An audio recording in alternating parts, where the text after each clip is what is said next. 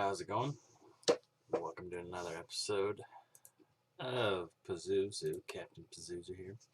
Bienvenidos. Today I would like to talk about 3 ways to tackle death in Dungeons and Dragons, TTRPGs, whatever you're playing.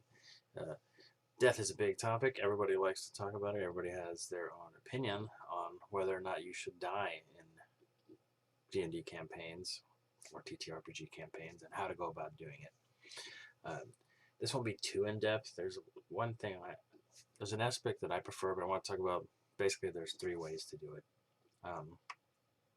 First is the lethal approach, right? Death is death. You make it to 0 hit points, you die, roll a new character. No saves, none of that nonsense, no reviving. It's just you're dead right now. The severity of this can vary, and like when it's applied, do you go to -10? Do you make a save when you hit 0? Whatever. But the old schoolers tend to be like, you hit 0, you die, give me your character sheet, roll a new tune, right?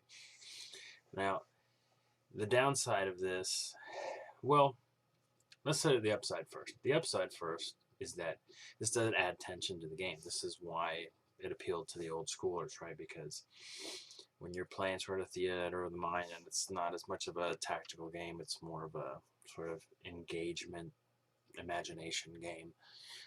It adds to tension, right? You can die, and actually in old school D&D it was quite easy to die, right?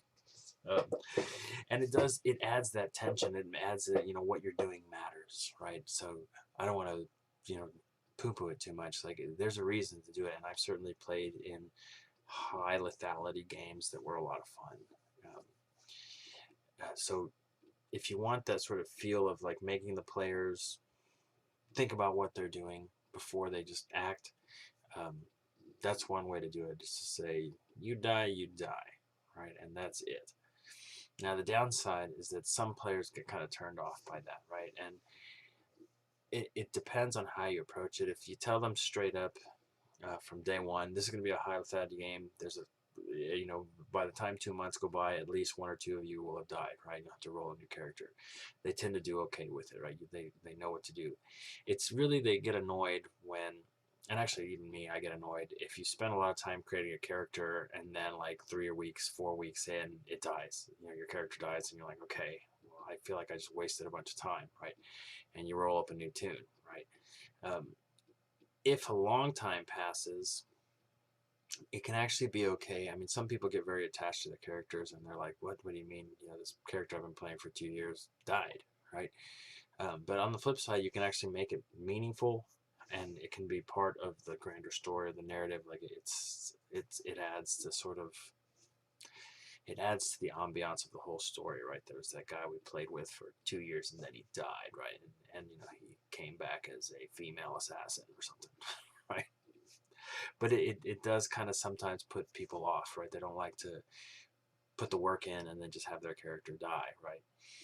They like to, and sometimes, the flip side, if they've been playing a character for a long time and it's like their thing they do on the weekend and then they just die, they get annoyed with that. So it kind of depends on, you got to kind of measure your players, right? But it can be fun, right? And just how you approach it sometimes matters. So that's one approach, right? The high lethality, death is death approach.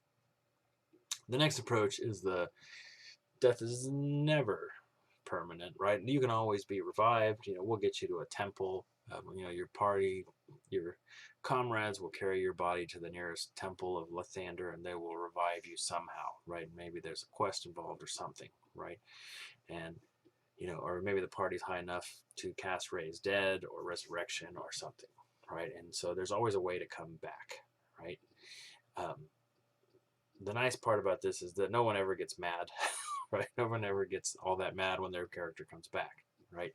So for very long campaigns, people feel they can get very attached to their characters, and they can do all sorts of stuff, and they can kind of make crazy things, and they're never really all that worried, right? And well, whether that's a good or bad thing, but they're never really all that stressed, and they don't get mad at you as the GM for killing their character, right? Because they always come back. The downside is that they always come back, so they're not worried at any point, and this leads to games, the famous murder hobos, right?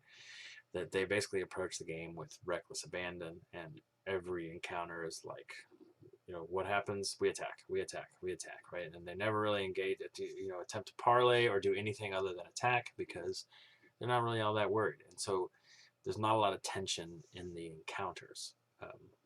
There's not a lot of tension when there's no real consequences, right? The stakes for combat are so low. Now they can be, you still can make fun encounters, right? And you can still find other ways to challenge them, which maybe I'll save for another video. But this lack of sort of long-term consequences just sort of leads to just a lot of reckless behavior by the PCs that will annoy the crap out of you as a GM, right? They just don't fear death, right? And so it means that every problem that they see is going to be a combat hammer, right? Attack it. And sometimes can be not as fun for you as a GM. At least I feel like that's not that fun. So you have to find, well, that's just kind of one of the inevitable. Now, the nice thing is that if you're a new GM, players never complain, right? If their characters aren't dying, they are not complaining, right? And even if they don't like a roll or something like that, you'd be like, look, it'll be fine, right? They'll bitch for a little while and then get over it. So that's the kind of ups and downside of the sort of everybody, no one ever dies, right? You can certainly play that way. None of these ways are the right or wrong way to play. It's just a matter of preference. As a GM, way number 2 makes it easier in a lot of ways. It also lets you, to give you another upside to that, it's very easy to get a better feel, right, and make long-term campaigns and encounters for a party that's basically the same for years, right? You don't have to deal, if they swap out their, wizard for a paladin, that's a different sort of set of encounters that you want to throw at them, right? So when it's the same party time after time, you can plan ahead easier, right, as a GM. So approach number two is generally easier for you as a GM, but I think it's less fun, right? Now the third way is basically something in between, right? And the key thing here is really, you don't want them to feel like there are no stakes and that there are no consequences, right? So if death isn't permanent, which it doesn't need to necessarily be, it still has to impose a lot of consequences, right? Things that are maybe, an easy way that I just did it, with my low-level campaign with a bunch of players that are new, is, kind of my fault. I put a sentinel that was an iron golem when they're like level 2, and they were like, screw the sentinel, I attack it, right? And I was like, okay, I guess y'all don't know what an iron golem is. But the way I structured it was that since they all got knocked out, they were all tied up and captured, right? And so there's the penalty, right? They lost all their, what little magic items they had in their goal, and so they got the idea, right? One way to approach it, right? There just have to be some consequences. Encounters have to have some little edge to them to where they know if they screw up, right, bad things will happen. Maybe their character isn't erased, right, doesn't go off into the void, but they lose all their magic items, right? They're not going to like that. Players don't like losing magic items. They will bitch about that too, but it's their own fault, right? You'll give them enough rope to hang themselves with. This adds weight to their decisions. They'll think about what they do, right? There has to be a cost associated with it, right? And this is the kind of middle road, and there's a lot of ways to approach this. Maybe I'll make another video about that, like the 3 or 4 or 5 ways to do this, right? There's a lot of ways you can approach this, but the main thing is that you have to impose a cost, right?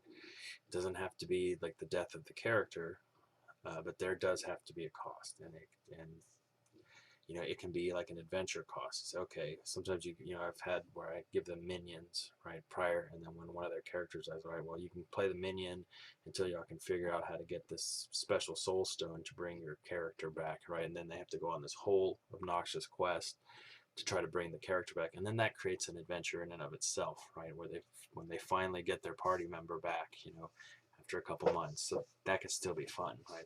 But there's always a cost, right? So those are 3 ways to approach it, and most approaches fall somewhere in there. Whether you want to kill everybody, just be death is death, and there's a lot of old school players that like that approach. They're like, no, no, no, death has to be death, and players should always die. It can be fun. It certainly can be fun. Just kind of pick your approach. They're all doable. I prefer the middle road, right? That's my take, and we'll see you maybe next week.